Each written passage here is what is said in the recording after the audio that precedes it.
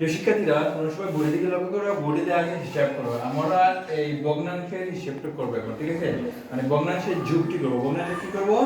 যোগ করব। ভগ্নাংশের যুগ করবো। তো এবার এটা কিভাবে করতে হয় তোমরা ভালো করে লক্ষ্য করো।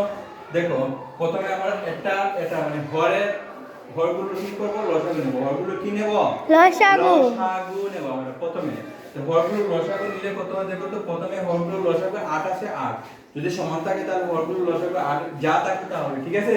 জি তাহলে কত হবে এবার? 8 হ্যাঁ, 8 এর মধ্যে লসাগু যাবে কতবার? 8 বার, ঠিক আছে? তাহলে 8 বসিয়ে দেব, ঠিক আছে? 8 বসালেন। এটা বুঝতে পারছো? জি না বুঝো নাই? বুঝছি। হ্যাঁ, প্রথমে হরগুলো লসাগু নিয়ে নেব। তো এবার দেখো, লেখা লাগবে না, ঠিক আছে? মনে মনে নিয়ে নিবা, আর নতুবা আলাদা করে নিয়ে নিবা, ঠিক আছে? ক্লিয়ার? জি ওকে।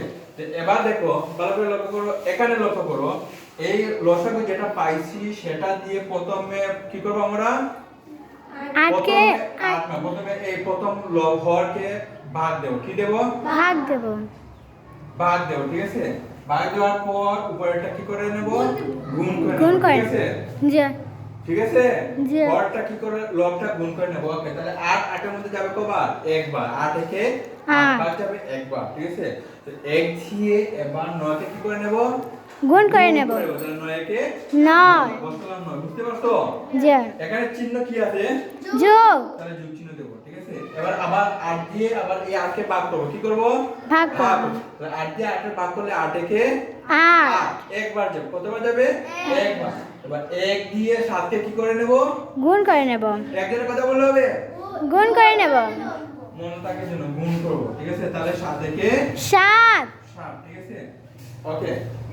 তো এবার দেখো, হরটি সবসময় নিচে বসবে। তাহলে 9 এর সাথে 7 যোগ করলে কত হয় দেখো তো? 16 বসবে, ঠিক আছে? 16 ওকে। এখন স্যার অপকৃত। ভালো করে লক্ষ্য করো। তারপরে এই 8 দিয়ে দেখো এবার 16 কে ভাগ যাবে, সরাসরি কাটাকাটি যাবে। আর 16 এর মধ্যে দুইবার যাবে। দুইবার। 8 দুগুণে 16, দুইবার, ঠিক আছে? 2 বসবে, ঠিক আছে? তাহলে নিচে এক প্রয়োজন হয় না, ঠিক আছে? তাহলে উত্তর হবে 2। 2 বুঝতে পারছো?